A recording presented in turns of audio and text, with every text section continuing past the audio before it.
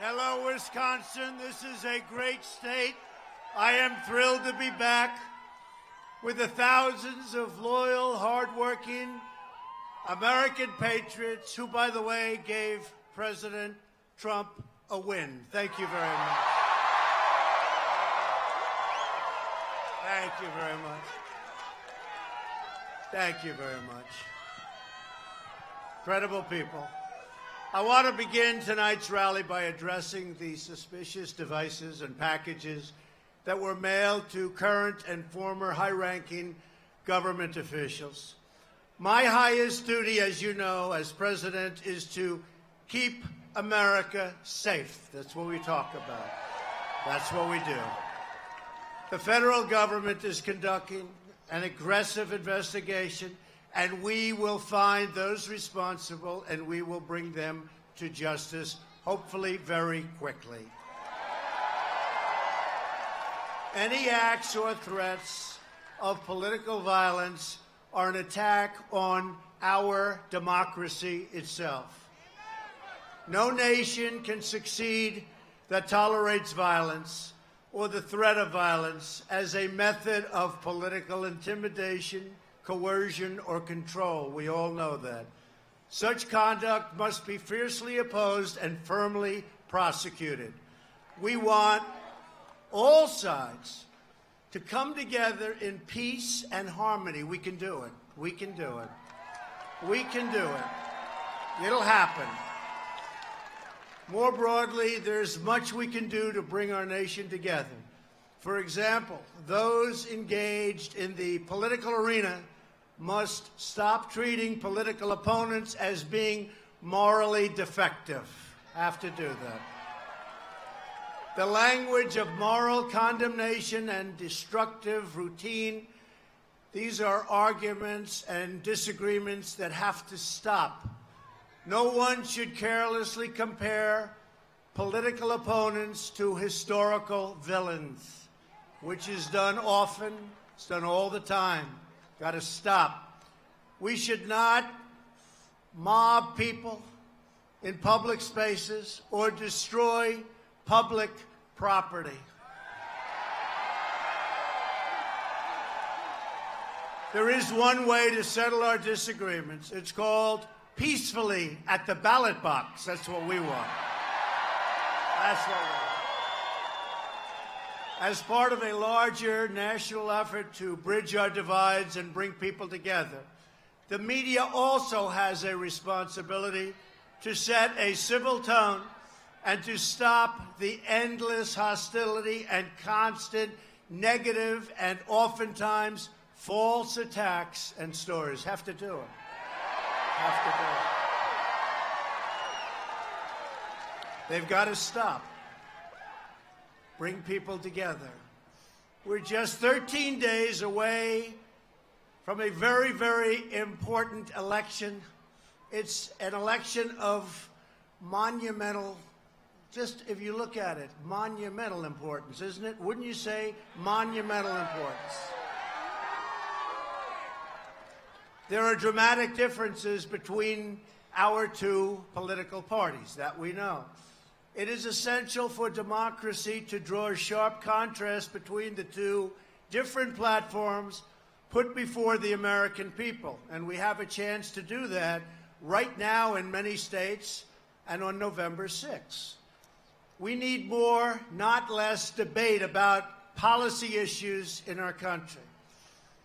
But what we cannot do is let our disagreements about matters of policy tear us apart as a country. Can't do that. We must accept the verdicts of elections and remember that America's greatest achievements have always been those endeavors we embarked on together. We have had great, great achievements.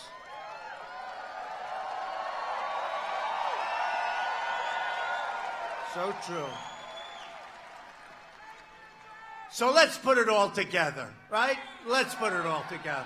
Let's get along. Great country. We're going to get along. But that's why I'm here today.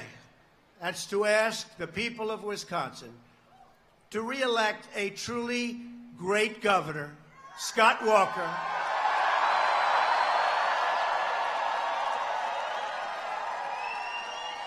and to send an incredible woman and talent, Leah Vukmir, to the United States Senate. Leah.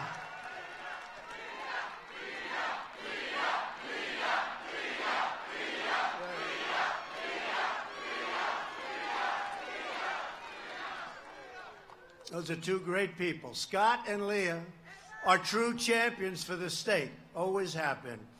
Early voting is now underway, so get out and vote. The decision in this election is so clear all over the country. Republicans are for lower taxes, less regulations, and more economic freedom, and that's a good thing. That's a good thing. The Democrats are for higher taxes, more regulation, and more top-down government control. And by the way, do you see how nice I'm behaving tonight? This is like, have you ever seen this? We're all behaving very well. And hopefully we can keep it that way, right? We're going to keep it that way. Republicans want to create better health care through more choice, lower drug prices, and you will see very soon drug prices will go plunging downward. You wait, you watch. It's all in motion. And we've created much more competition. Democrats want socialist health care where private plans are outlawed and abolished. Republicans want a strong, secure border.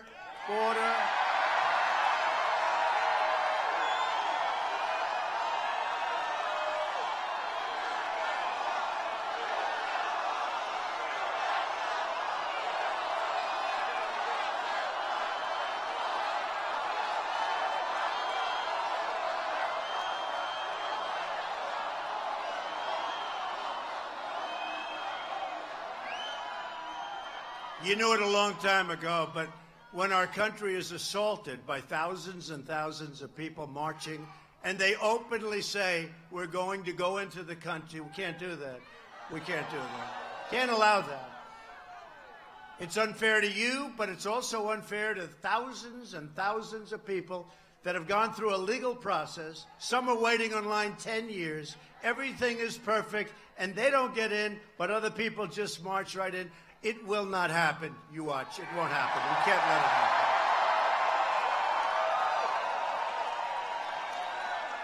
happen. Those who violate our laws and cross our borders illegally will be sent back home quickly. And we tell them that because they've got a long hike, but they can't come. They cannot come in the way they want to come in. Doesn't work that way. We don't have borders, we don't have a country, and we have the greatest country on earth, okay?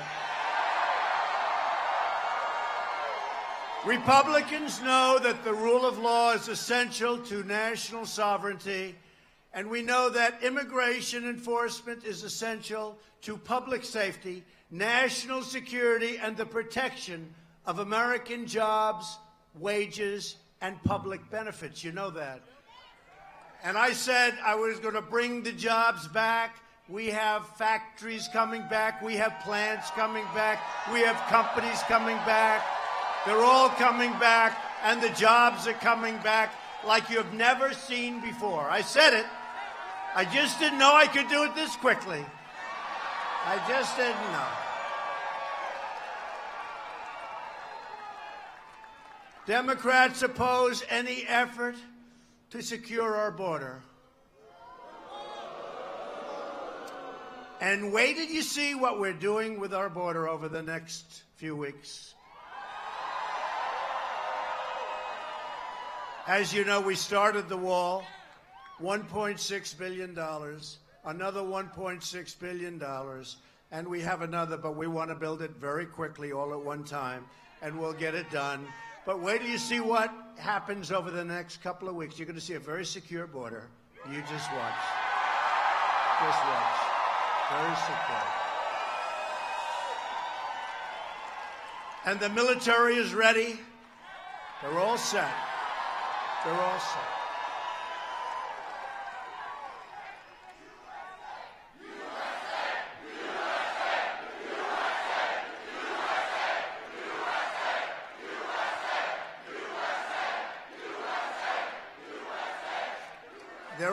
ready, and there's nobody like them.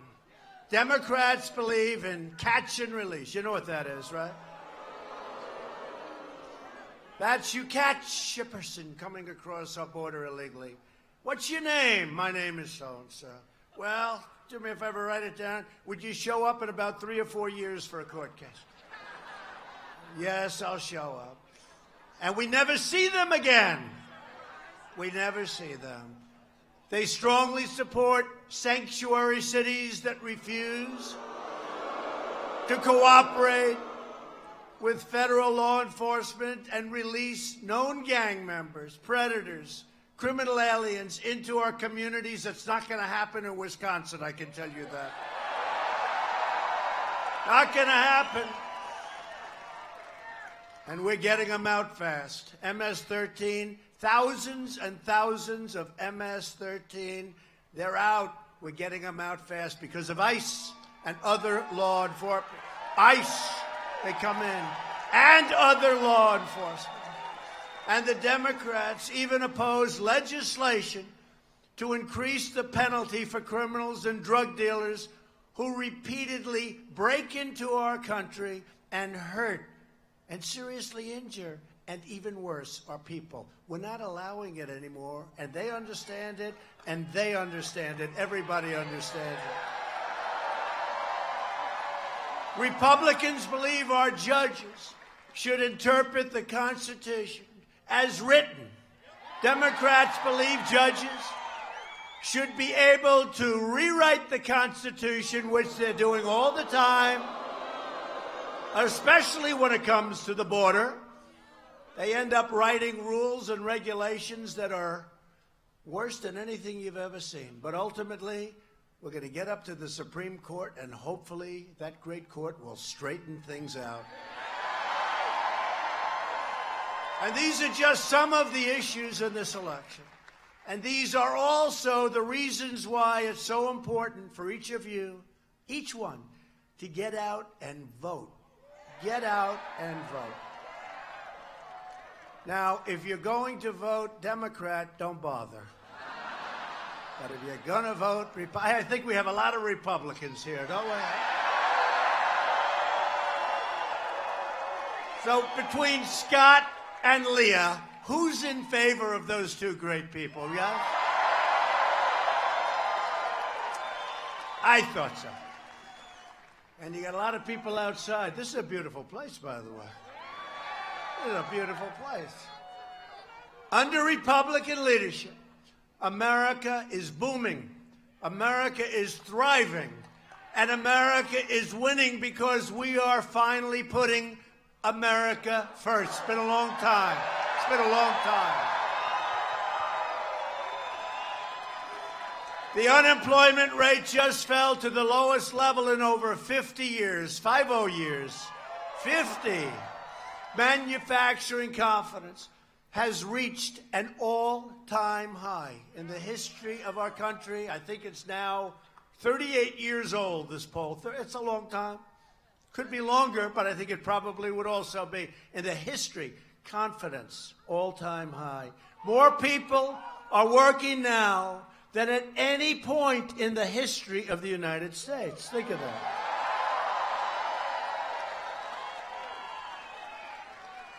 And one of the reasons for that is that we have eliminated a record number of job-killing regulations,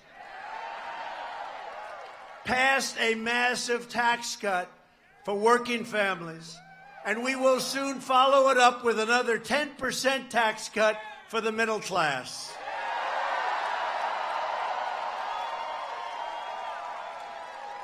That's all for the middle class. That's on top of the tax cut we got for the middle class and for business. It's going to be great, and you see how it's working. We are taking care of our great veterans, and our military will soon be more powerful by far than ever before. Right? And I have to tell you, I know a lot of governors. Some are good, some aren't so hot. Some are really not so good. And I want to just tell you, I have to say this to Wisconsin. He ran against me in the primary. He was tough. He could be nasty. Wow. But he was tough and he was smart. But I've gotten to know him well. And he did something that I didn't think would be happening in this country for a long time. I got him set up with an incredible company called Foxconn.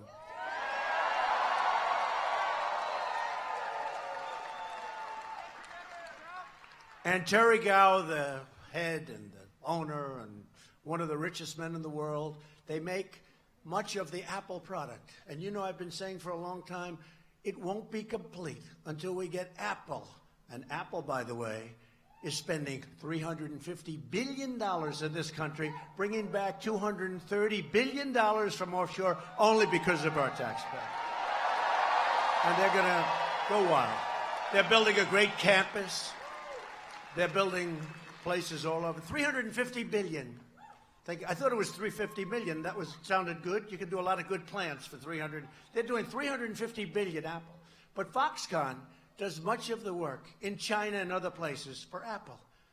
And they came to Wisconsin with the most incredible plan. I don't know, has anybody seen this place? It's the most incredible thing I've ever seen. And we toured it, and we had a ribbon cutting a few months ago. And I handed it over to Scott. And I said, lots of luck. That was just the very beginning. 99% of the people, if they were governor, could never have done that job. Not only do the job, do it so well. It was almost 15,000 jobs. And much more important, there's no plant like it anywhere in the United States. One of the most incredible things I've ever seen. One of the most incredible things. I'll never forget, I'm going around with Scott and Paul Ryan and everybody, and you know, just incredible. You have incredible people here. We're going around at the opening, and they needed robots. So they said, rather than going and buying them from a German manufacturer, we'll make them here. And this is complex stuff, just so you understand. These are the most sophisticated in the world. And you come back 3 months later, they have a whole robot factory made. It's the most incredible thing. This is truly one of the great plants, certainly in this country. I don't think there's anything close. And in the world, it's right at the top. And it was done because of Scott Walker. So I just want you to know. Few people could have done it. A lot of jobs and all of that, but when you look at it, I've never seen anything like it. Earlier this month, I announced that we are replacing the horrible, horrible NAFTA deal with an incredible, brand new U.S., Mexico, Canada agreement. It's called the USMCA because I refused to use the name NAFTA. Because I see things from NAFTA, we still are scarred all over our country, where you have empty factories, empty buildings, just by the thousands. And millions of jobs were lost. Big portions of our auto industry was lost to Mexico and other places. NAFTA was a disaster. It was a bad deal from day one. It should have been terminated on day 2. And 25 years later, I got it terminated, okay?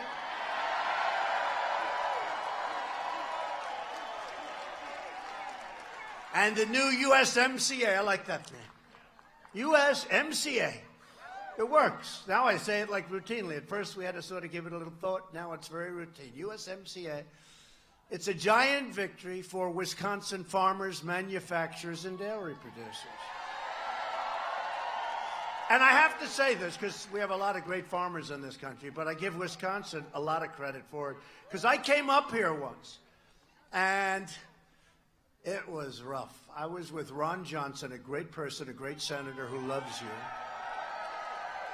and Paul, and I was with Scott, and I'm just going around, and farmers came up to me. Sir, could you help me? I don't know that much about farming, but I know about business. And these great people came up. Sir, Canada just put a surcharge on our dairy product, and they did this and they did that. And I said, can't be that bad. Then I'd go see another group, sir. And they had just put a very onerous tax on a very specific type of specialty milk.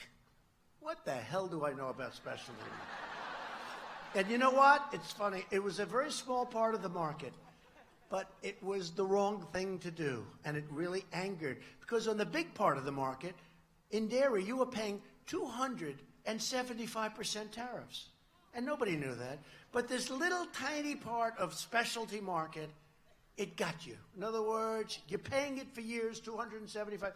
This little, which was a fraction of the big market that you accepted, and you lived with it. Basically, it was a barrier to Canada. It was a barrier. And they're great people, Canada. But this was a barrier. This little thing got your goat. And I got up here, and I got hit by every farmer in Wisconsin over this. It was just a step too far, right? You know, you go up to the line. They just went a little too far. And since that time, I never forgot it. So you're really responsible to a large extent for the USMCA. I never forgot. And now, as you know, the Canadian market, which was not open, is now open. Go do well. And it's a great agreement. And we're not going to lose our businesses anymore. We're not going to have them move down and build plants and build all sorts of things. And we've gotten tremendous reviews on that agreement. So we're very proud of the USMCA. And to a very large extent, it started here because of a specialty dairy, little tiny dairy product, okay? Really did. Because I saw what happened. You were treated unfairly. And your political leaders, and that's all of them, they pushed me hard. They said, don't forget those farmers. I didn't. And I came back numerous times and I saw the farmers. But now we have a final agreement. It's going to be approved by Congress, I'm sure, very quickly, I think. Statutorily, we have to wait a period of time, and then you have to wait again, but it's right on track, doing well. And even, I must say, and this is very positive, even Democrats like this deal. The Democrats like the deal. Can you imagine? It may be bipartisan. Can you believe that? Can you believe that? And that's what we're talking about today. We can do a lot of that.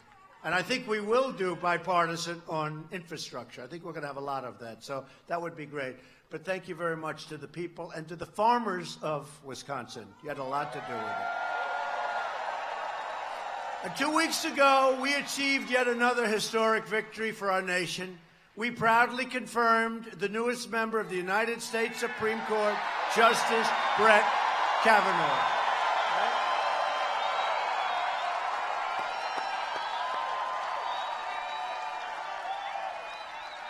Wow, was he treated unfairly.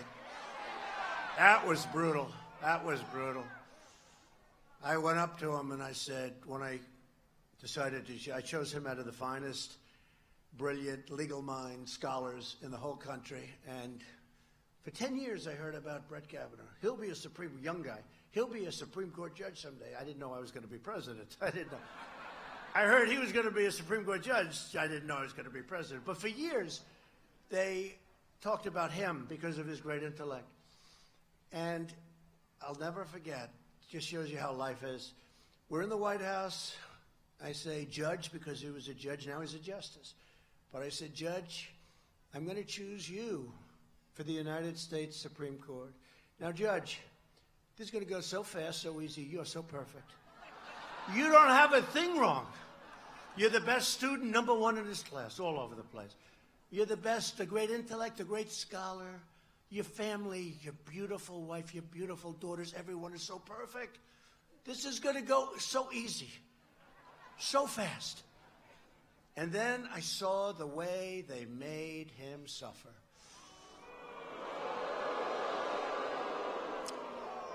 But he got through it with style and got through it with grace, and now he's going to be on the United States Supreme Court for a long period of time. And he's a good person. He's a great person. That was a tough treatment. That's what we have to get rid of, that kind of treatment. We have to get rid of it. And he sits alongside of Justice Neil Gorsuch, who we also put on the Supreme Court a little time before.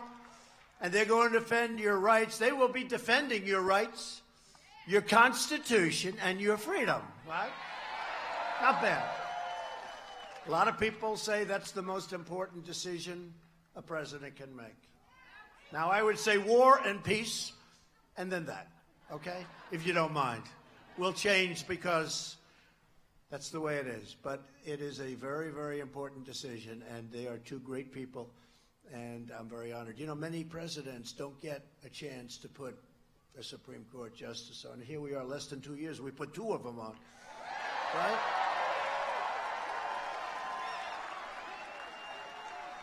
So if we go at this clip, we'll put 8 of them on. How do you like that idea? 8. 1 a year. We'll do 1 a year. We'll put 1 a year on. Thank you very much. Very important that we have great talents and great people on the Supreme Court of the United States. This will be the election of the caravans, Kavanaugh, law and order, tax cuts, and common sense. A lot of it's common sense. A lot of politics is common sense. We are honored to be joined tonight by many great Republican leaders, including the Wisconsin leader who fought so hard for our tax cuts, regulation cuts, veterans.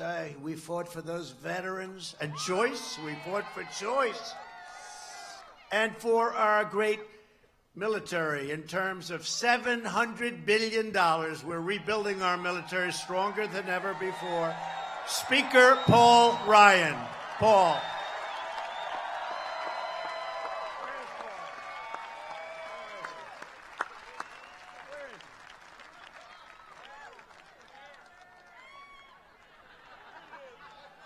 I'd bring him up, but I don't think Secret Service looks like they're going to let you go. Great job, Paul. Thank you. Thank you very much. I appreciate it. Great. Done a great job. Also here are your Republican members of Congress. That's right. Duffy, we start with Duffy. Sean Duffy.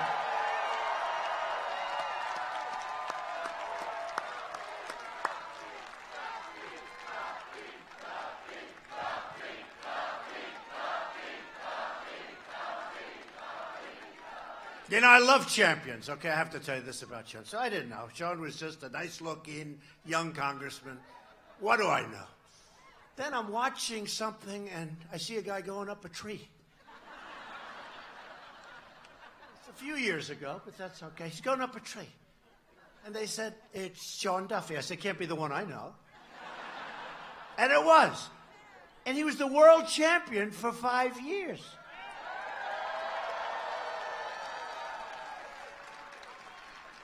And I said, that looks tough. He said, going up isn't tough. It's coming down.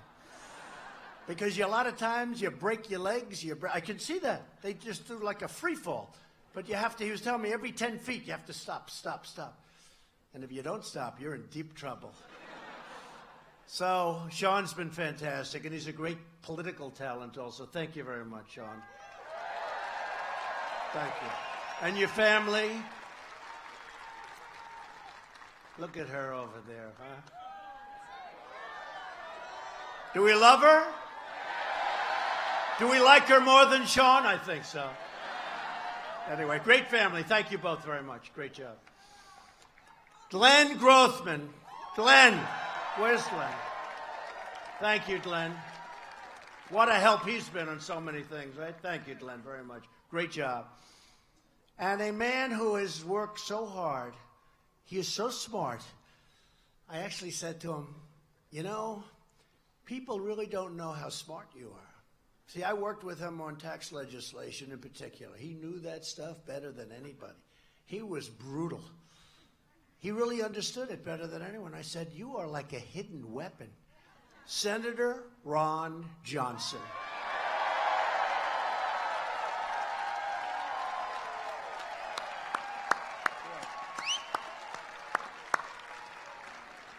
And he took that compliment like it didn't matter. He just wanted to get back to work.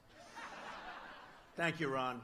Great job. We appreciate it, too. These people appreciate it.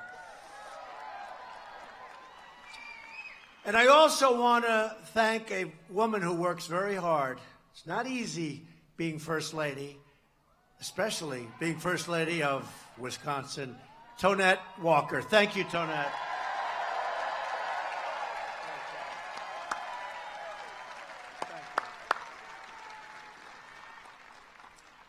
And Lieutenant Governor Rebecca Kleefisch. Thank you.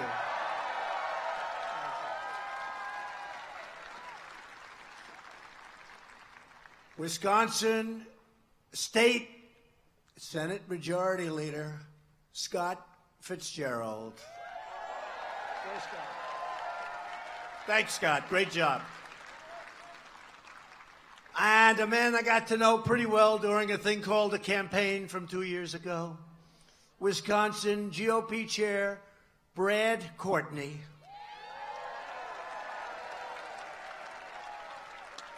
Thanks, Brad. Great job. Great job, Brad.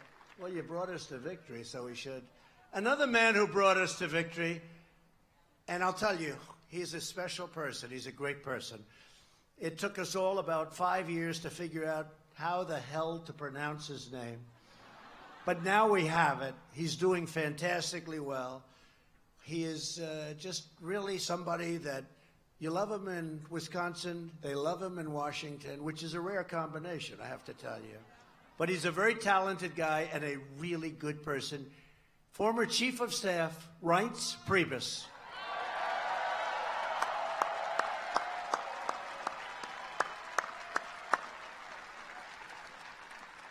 Thank you, Reince. Great guy. We had a lot of fun.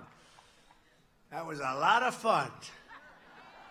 And he loves this place. We're especially honored to be here with the next United States Senator from Wisconsin, Leah Vukmir.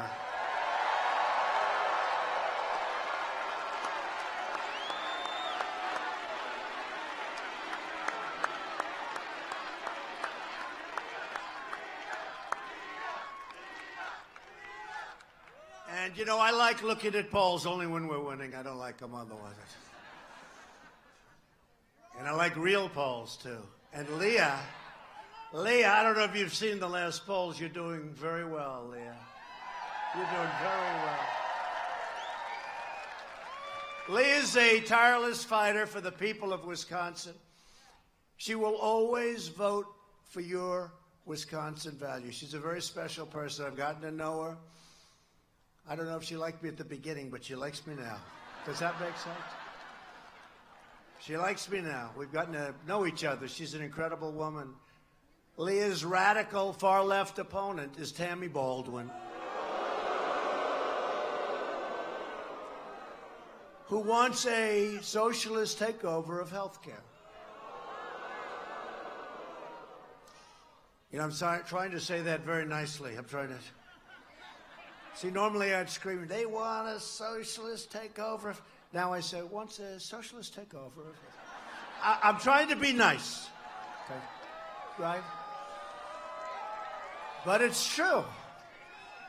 Baldwin voted against our tax cuts, and she wants to restore job-killing regulations that have helped literally rebuild our country. Baldwin opened and voted against Kate's Law, if you can believe that. She voted against the thing that we're proud to have started, and we're moving along rapidly, the border wall. And Tammy Baldwin voted in favor of deadly sanctuary cities. Not too good in Wisconsin. Tammy Baldwin, and this is a bad time for being in favor of open borders, but that's what she's in favor. She wants open borders. She wants people to pour into our country. Can't do that. Can't do that, Wisconsin. So if you want strong borders and safe communities, you need to vote for Leah.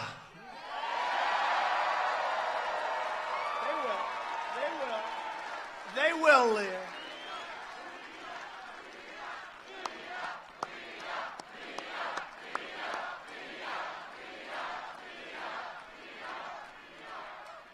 I think you like her. Well, they like you, Leah. It's going to be a big, big win. It's going to be a big win for you because you need that kind of representation. Thank you, Leah. Finally, let me introduce a true Wisconsin patriot, somebody that I have really gotten to know. He's a fighter, and he's become a great friend of mine, one of the most capable people in all of government, Governor Scott Walker.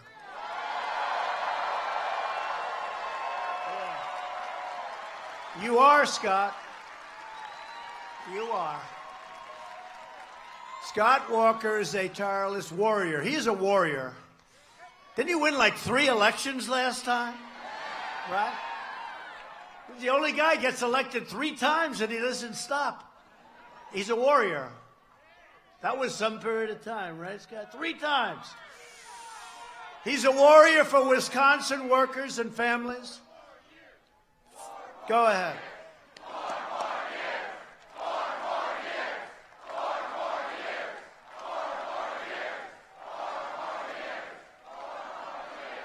He's a good man, folks. I can tell you, he's a good man. And he loves this state. He loves the people of this state. He'll cut your taxes. He's been doing it. Improve your schools. He's been doing it. Bring down the cost of health care. He's been doing that as good as anybody. And continue creating great paying jobs for the state of Wisconsin. Scott fights every day for you. And now we need you to fight for him. And all you have to do is go out and vote. Scott, will you come on up here, please? Come on. Come on.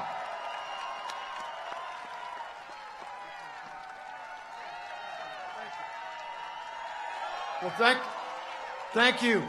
And thank you, Mr. President. We are so happy to have you back here in the state of Wisconsin, north central Wisconsin. Are you happy to have the president here? Good spot. A couple of weeks ago, the president called me when I was with our good friend Mike Pence, our great vice president. He said, "Where should we go?" We said, "Wausau." Pretty good crowd here tonight. They're outside and all around. But I got to tell you, we're absolutely pumped up. We've got more people working in this state than ever before in the history of the state of Wisconsin. 8 straight months of record low unemployment. Things are happening just like they're happening in America. And the president mentioned my wife, Tonette, who does a super job as our First Lady. But many of you know, I said before, she's got type 1 diabetes. And Mr. President, I want to thank you. You said it again earlier today, and I want to reinforce it to everyone here in this state and across the country. We will always cover people like my wife with pre-existing medical conditions. Don't believe the lies. Don't believe the lies. We will cover people with pre-existing conditions. You talked about manufacturing jobs. This year, we're the 2nd most new manufacturing jobs in the country in the great state of Wisconsin. And Mr. President, you talked about Foxconn. It's great to see where we were at back in June with the groundbreaking. But you know what? That helps people all across the state. It helps someone like Alex, who works at Merrill Steel, just down the way here in Schofield, Wisconsin, because he's one of the welders working on that project. It helps the guys that work over at County Materials in Marathon City, just a few miles to the west, who are doing 5.5 miles of concrete for the drainage system down there. It helps people in Black River Falls at Hoffman Construction who are moving tons and tons and tons of dirt. It helps people in Eau Claire and in Green Bay and in Appleton and all over the state of Wisconsin who will benefit from the thousands and thousands of good-paying jobs at Foxconn. And it wouldn't have happened without this president opening the door, and we took the ball and ran with it.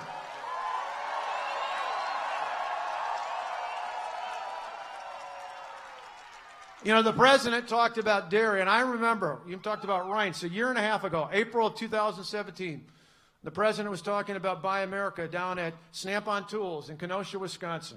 And when he came in, we grabbed for a minute, and we just, as he talked about, we brought in some of the farmers. We talked about the problem because Grassland had just cut off a bunch of our dairy farmers in this state because of Canada. The president heard about that, and he said, I'm going to bring it up right now. The speech had nothing to do with agriculture. It was all about manufacturing. He took it head on. He said, we will take care of the dairy farmers. And unlike so many politicians in Washington in the past, this president never forgot his promise to the dairy farmers of the state of Wisconsin. He's making dairy great again in America, and it starts in Wisconsin. And I finally want to tell you, because you want to hear him, but one last thing, because we don't hear enough of this from the press. You hear all sorts of myths about the tax cut. Well, let me set it straight. These aren't my numbers. These are official numbers from the Wisconsin Department of Revenue.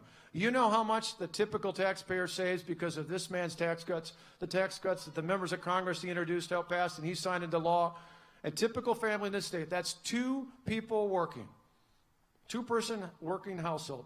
2 kids at home saves $2,508. That's real money. That's not crumbs.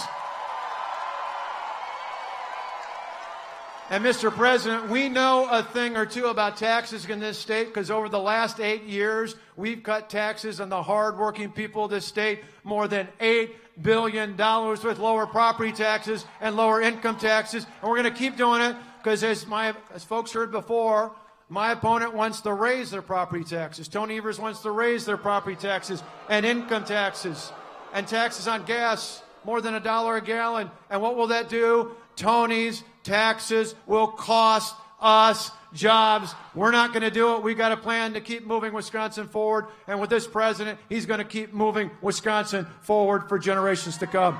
Thanks for the help for Wisconsin, Mr. President.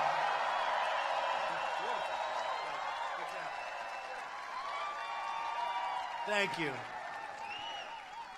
Good job.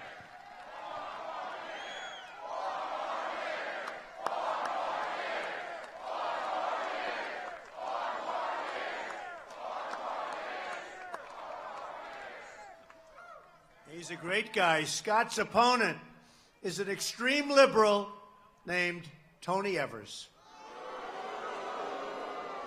Tony wants to raise your income taxes substantially, wants to raise your gas taxes, raise your property taxes, raise all of your taxes, and Tony Evers wants to get illegal aliens to flood into Wisconsin to get free public benefits funded by you, the American taxpayer.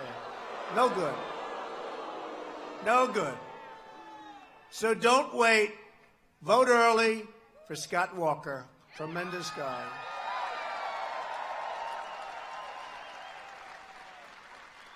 Leah,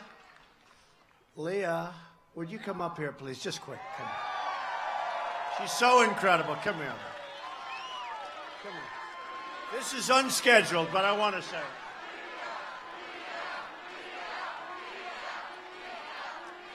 Say something just for a second.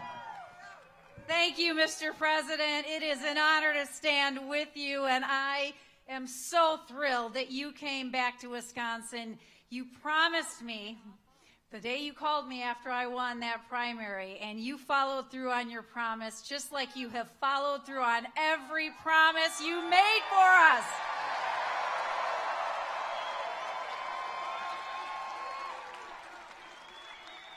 Everywhere I go in this great state, and I looked out when I spoke to all of you before, and it is overwhelming because I have put on 92,000 miles in my car, and I see faces from every county that I have visited, all 72 counties, and you all welcomed me over and over and over again, and we are going to send Tammy Baldwin back to the private sector that she doesn't know exists.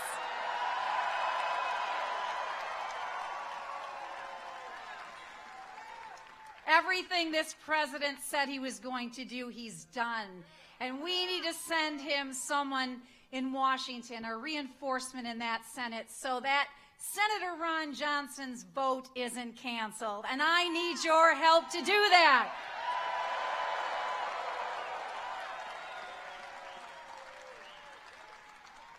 Texan Tammy, she doesn't have your best interests in mind. Texan Tammy has voted to increase your taxes 413 times. You heard the governor talk about $2,500. I think it was $2,508 if I heard correctly. Texan Tammy didn't think that you deserved that $2,500. I think you do. And, of course, the issue that we have been talking about, health care and health care reform, the big lie that Scott Walker talked about. Tammy Baldwin is saying that same lie over and over and over again. We support taking care of people with pre-existing conditions. I've said it before, I'll say it again. I'll fall in front of a truck before I let people go without coverage for pre-existing conditions.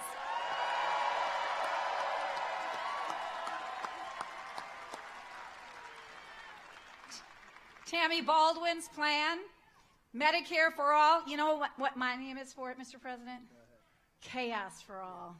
Chaos for all, because she wants to destroy, dismantle Medicare, Medicare Advantage, Medicaid, TRICARE. I'm not going to let her do it. I need to go to Washington to stand with this man so we fix health care reform once and for all.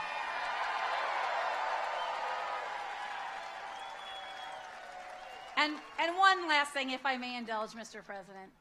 I'm talking about chaos. I mean, it is the left's, that's everything they're about. Chaos at the border, chaos in healthcare, chaos, resist, obstruct. Tammy Baldwin stands for that chaos. She stands for open borders. She stands for sanctuary cities.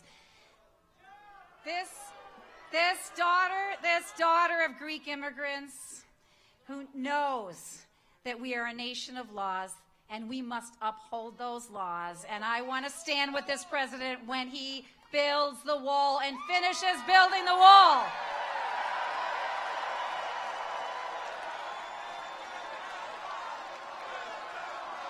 Thank you.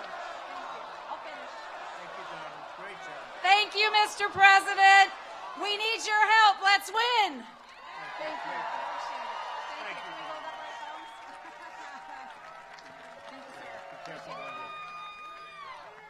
Thank you, Leah. Great job.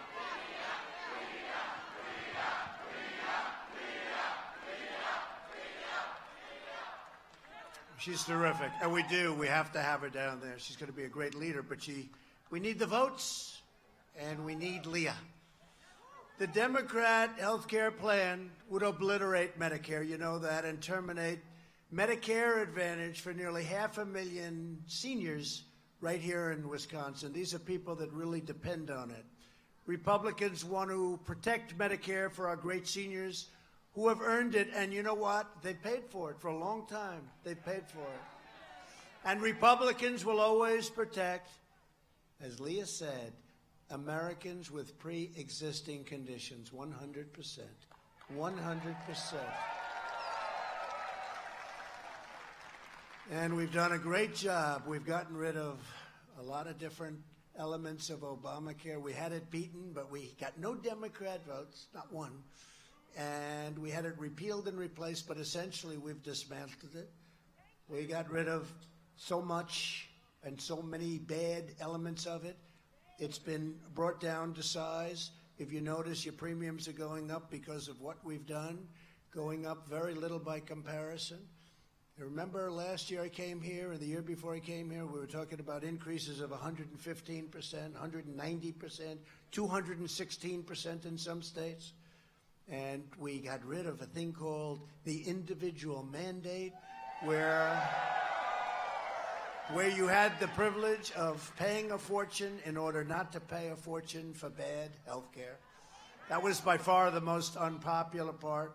It really was the most important part from their standpoint. Gone. It's gone. Saved tremendous numbers of people a lot of money. Saved a lot of small business owners a lot of money. And now what we've done is we've come up with great plans. We have all sorts of co-op plans and other plans, and people are going to them by the millions, and it's been an honor. So we've done a real job, and healthcare is going to be our major focus, one of our major focuses. We've done something very special, but getting rid of that individual mandate was so important. Scott would call me all the time, how do you get rid of the individual mandate? Guess what? We put it into our tax cut plan. Can you believe that one? Because, you know, they talk about majorities. We don't have, like, it's this. I always say, if a senator catches a cold, we don't have a majority. One senator, so we have to wait. It's so close. We need more senators. We need more congressmen and women, and it'll happen. Because if you look at the early voting, this blue wave doesn't seem to be doing so well.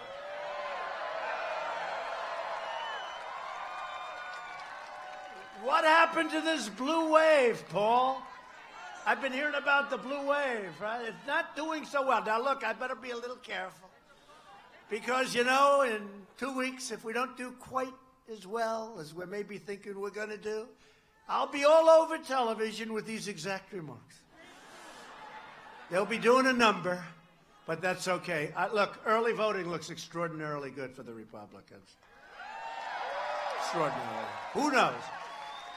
It doesn't matter. It only matters on November 6th when those votes are tallied up and counted. But the start that you've gotten out to, because you want safety, you want security, you want great jobs, you want great Medicare, and you want health care. Thank you very much. Thank you. I like that person. Who is that person? Thank you. Thank you. Good-looking guy. Nice-looking man. But we want strength. We want a strong military. We want to take care of our veterans. We want to get our veterans. You know, we did something for our veterans nobody thought was possible. We got Veterans Choice, where if they're not being taken care of, they go out to a private doctor. Veterans Choice. Took 44 years, and Ryan and all of these incredible people that we just introduced, they helped, every one of them. And Paul, thank you. You worked hard on that one, right? That was not an easy one. And then you had Veterans Accountability, Paul, right? That was 43 years. That means right now, if they don't treat our veterans right, they were really protected. They could do anything. They could steal. They could rob. They could be sadists. We had some of them, too. They wouldn't have been sadists with our veterans in their prime, but they were nasty. They were nasty. You couldn't do anything. Now we can fire them so fast your head will spin. The Democrats also want to raid Medicare to fund benefits from so many different things, but they want to fund them for illegal immigrants, so the illegal immigrants come in. And how about the governor, slightly different than Scott? The governor who's trying to become the next governor of the state of California. He wants open borders. Think of this. Just think of this. He wants open borders. Everybody can come to California. And he wants to give you free health care, free education, driver's licenses. I said the other night jokingly, probably a Rolls Royce, and one of these people said, he said he's going to give him a Rolls Royce, and he did not say that. The governor never... You can't joke with these people. You can't be even a little sarcastic. I said, they want to supply a Rolls Royce, and they actually said, one of them, just one, they want to supply a Rolls Royce. I said, the governor of California never said that. They can't take a joke. But maybe they will start taking a joke, and maybe we're going to be a lot better off when they do. As we speak, the Democrat Party is openly encouraging caravan after caravan of illegal aliens to violate our laws and break into our country.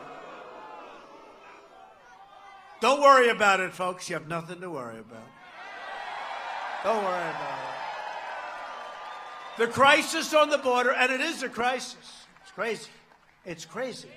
Right now is the sole result of Democrat laws and activist Democrat judges that do whatever they want and that prevent us from returning illegal aliens back home to Central America and other parts of the world. Democrats even support sanctuary cities that release violent gang members and you see the MS-13 predators. Some people don't like it when I use that name. These are predators. Only in Wisconsin, right? All that. He's screaming. He's screaming. I won't say what you scream. Release them into U.S. communities, right? We don't want that. Unless you'd like to have them up in Wisconsin. Would you like to have MS-13? You sure? All right. 'Cause if you said yes, we'll just send them your way. Paul, I don't think they want MS-13. Does it work up here too well? No? You want to know the truth? I know the people of Wisconsin. Actually, I think MS-13 would be in big trouble.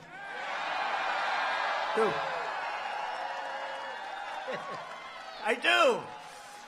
Republicans believe our country should be a sanctuary for law-abiding Americans, not criminal aliens. And the Republican Party will always stand proudly with the heroes of ICE and Border Patrol and law enforcement.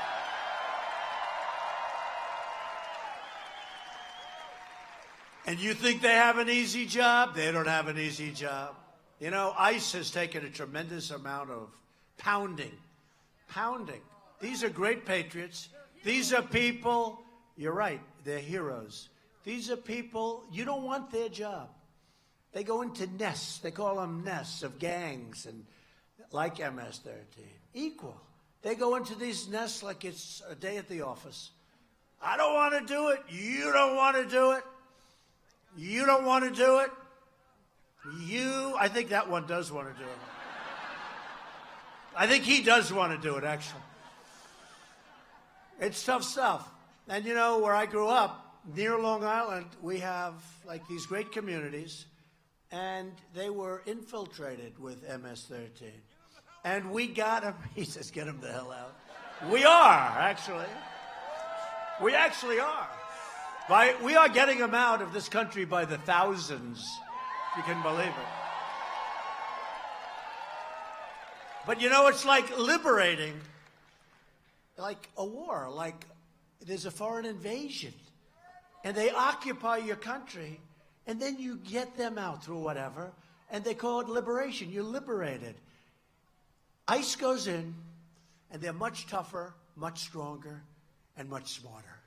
They go in, and they, in a relatively nice way, I want to say that, relatively nice, they get them out. They put them in the paddy wagons, and they get them out of the country. They bring them back home. Or worse. And these towns are being liberated, and the people are clapping. They're looking. I'm telling you, it's like watching World War II movies. It's like watching documentaries on World War I and World War II, the occupations. They get them, they take them out, and the people are on their windows. They're clapping and screaming, and they're happy. This is ICE. And the Democrats want to terminate ICE. They want to get rid of them. So if you want to uphold our laws, our borders, and our way of life, you need to vote for Scott Walker and Leah Vukmar. Leah Vukmar. You got to do it. So Leah and Scott, good luck. I think you're going to make it. If you don't make it, he'll call up if he doesn't make it. Well, is the president there? Oh, who's calling? Scott Walker. Didn't he lose? Yeah. Oh. I'll talk to him in a few months. But that'll never happen. Please don't let that happen. Please don't let that happen. He's got a good lead. Just, you got to vote. Doesn't matter about leads, you know. The lead, November 6th is your lead. He does. He has a wonderful lead. And Leah, looking good. You got to get out and vote. They'll both make it, and we need them both badly. This election is about borders, and this election is about jobs. In less than 2 years, we've created 4.2 million new jobs and lifted, listen to this, 4.2 million Americans off of food stamps. We've created 500,000 new manufacturing jobs. You remember when the previous administration said, you can't have manufacturing jobs anymore. I used to say, what does he mean by that? And by the way, I hate to say it, these are our best jobs. These are our best jobs. These are great jobs, and they're very important jobs for our country. But remember they said, you need a magic wand. A magic wand. I guess we have a magic wand, right? In fact, now the number is almost 600,000, and that's since our election. And here in Wisconsin, manufacturing jobs are growing at the fastest pace in more than 23 years. African American and Hispanic American poverty has reached an all-time low. African American, Hispanic American, Asian American unemployment have all reached their lowest rates ever recorded. That's a tough soundbite. Isn't that a tough soundbite for the opponent? Right? And in addition to that, Kanye West likes me. Right? Which is good. Interesting guy. Big Jim Brown, right? I had Jim Brown. These are the opposites. Jim Brown sitting there. He looks like he could play tomorrow. Big Jim and Kanye, totally opposites. Jim's strong and silent. Kanye, he has his ideas. But they're both good people, and they like what we're doing, and that's great. Great people. And women's unemployment just fell to 3.6%, which is, as you know, I hate to say it, that's my worst statistic. Because that's only the lowest rate in 65 years. That's not historic. The lowest, and I've been waiting for 6 weeks to get rid of that 65 years, and I haven't been able to do it, but it's happening soon. It's happening soon. We've also taken the toughest ever action to crack down on China's abusive trade practices. They want to make a deal. And I said, you're not ready yet. It's true. They want to make a deal. And President Xi is a great person, and hopefully we'll do something soon or someday. But you know, $500 billion has been taken out of this country for years, every year. $500 billion. On trade, we lost $807 billion. Think of it, 800. Who made these deals? Who made these deals? And we're the one with all the power, because we're the piggy bank that all of these countries want to come in and rob. So we have all the power. But we did Canada and Mexico. We did South Korea. We're doing a lot of them now. They're all coming, and they all want to make a deal because they're afraid of those tariffs. They don't want those tariffs. They'll sign anything but tariffs, please. Don't do that to me, President Trump. We don't want tariffs.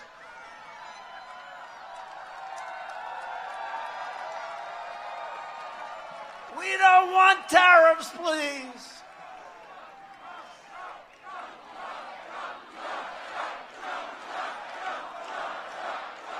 Taking care of our people. We're taking care of our people. You know, we had these globalists. They didn't care so much about us. They want to take care of the globe. I want to take care of the United States of America, and we'll help other countries. We're going to help other countries. But we can't have wealthy, wealthy countries where we take care of their military and we're not reimbursed, or we're reimbursed for a tiny fraction.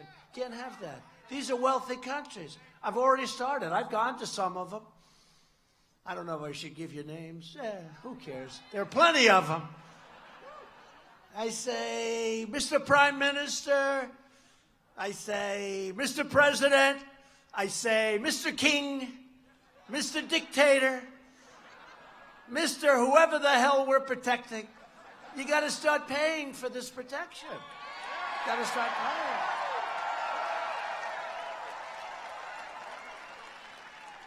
And Prime Minister Abe, Prime Minister of Japan, great guy, fantastic man, actually, just won a big election. But I said it to him.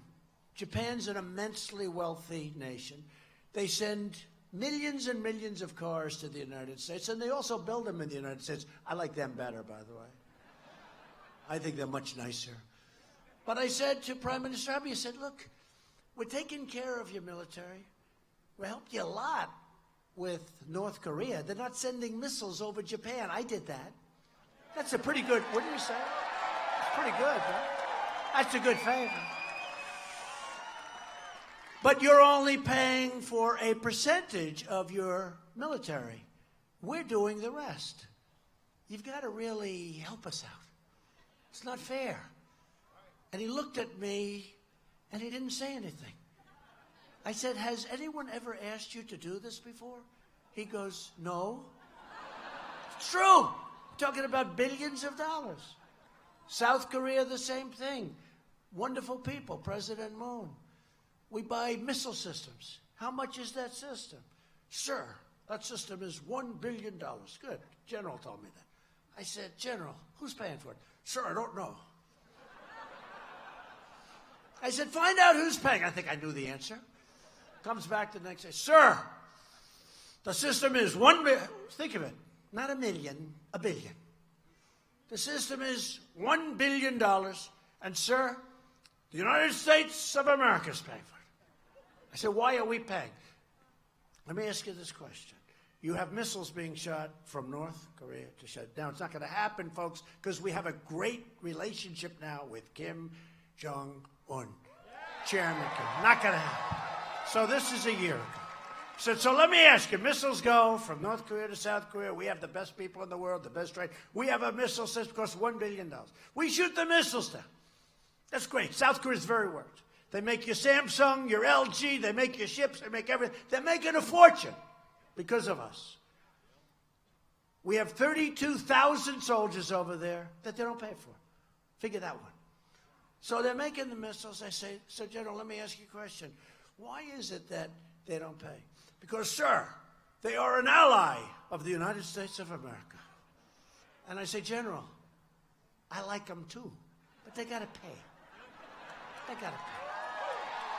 They got to pay.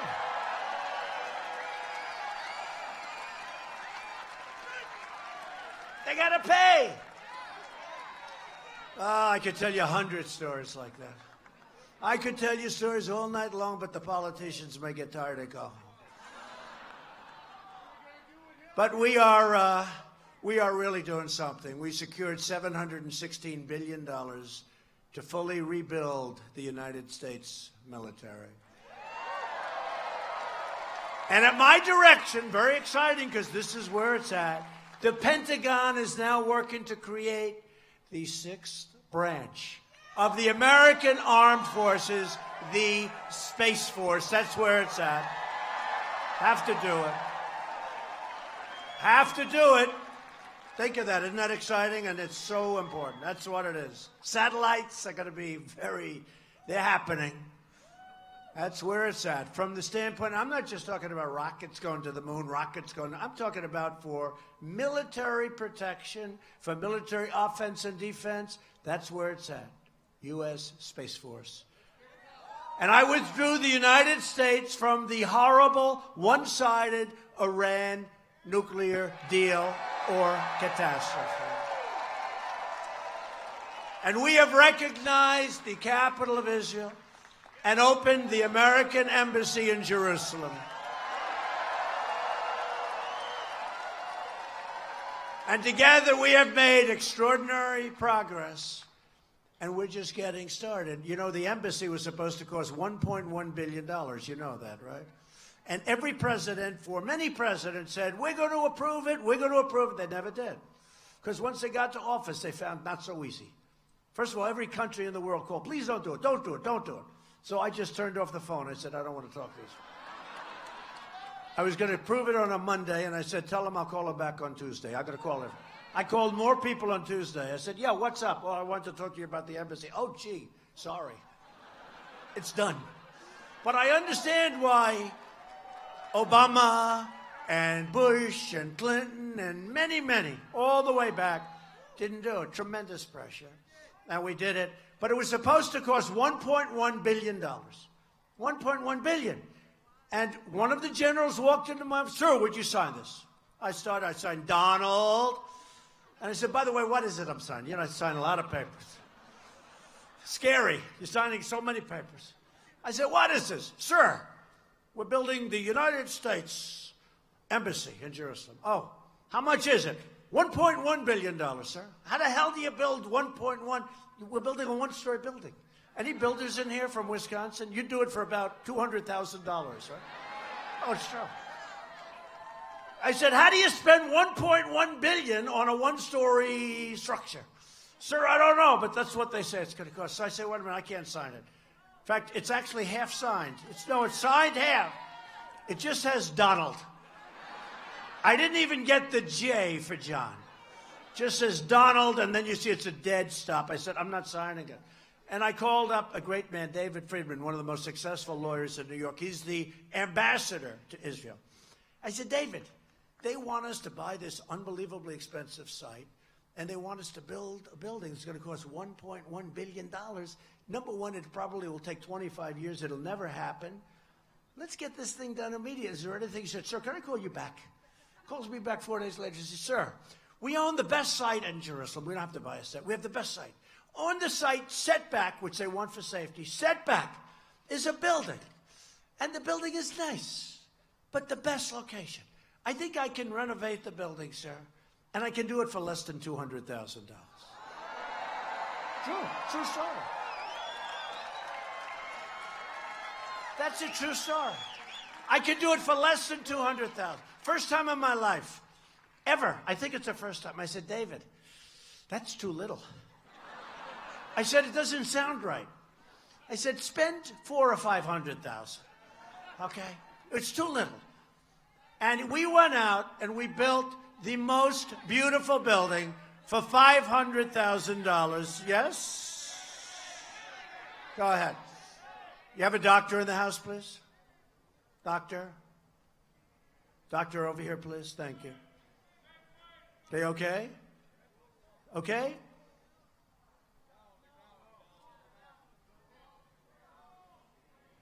You have a doctor. Thank you, doctor. Doctors do a great job.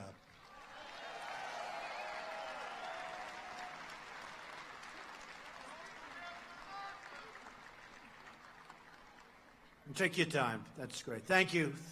Thank you, ma'am. Thank you. Hey. Thank you. Great. Thank you. Thank you, folks, very much. That's very nice. So we got it built, and we're happy, and we saved about $1.1 billion, essentially. And it's up, it's open, it's operating, and we're happy. Everybody's happy. If you vote Republican this November, we will continue to cut your taxes, cut your regulations, and raise your incomes. We will protect Medicare and Social Security. We will continue to confirm judges who will interpret our Constitution as written. We will secure our border. We will pass case law. We'll stop those sanctuary cities, stop catch and release, end visa lottery, the worst. Pick it out of a hat. Pick it out of a hat. How about that? Visa lottery. We have a lottery for people coming to the United States. I don't think those countries are putting their finest in the lottery. We say, how did these people come here? We got them in the lottery. Oh, great. We're going to end the lottery, end chain migration, which is terrible. And we will keep the criminals, drug dealers, and terrorists the hell out of our country. We will lift millions of our citizens from welfare to work, from dependence to independence, and from poverty to prosperity. For years you watched as your leaders apologized for America. You now have a president who is proudly standing up for you and for America.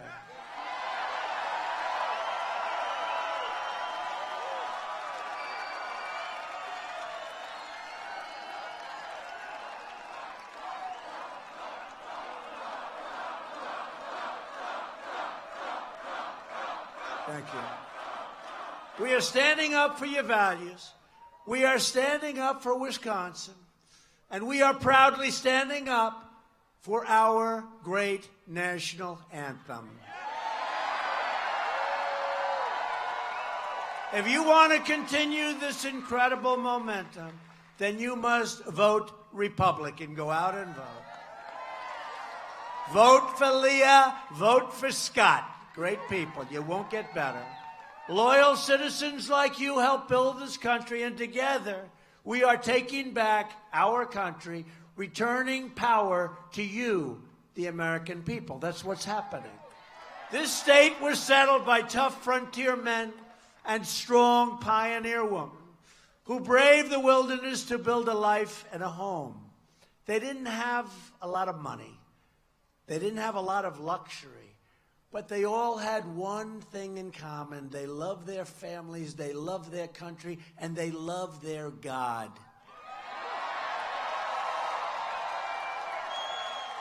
These courageous Wisconsin patriots did not shed their blood, shed their sweat and tears, so that we could sit at home while others tried to erase their legacy and destroy our proud American heritage.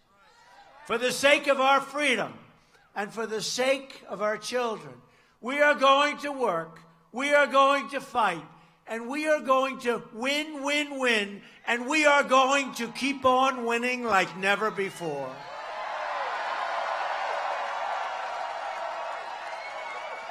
We will not bend. We will not break. We will never give in. We will never give up. We will never back down. We will never surrender. And we will always fight on to victory, victory, victory. Because we are Americans, and our hearts bleed red, white, and blue. We are one people, one family, and one glorious nation under God.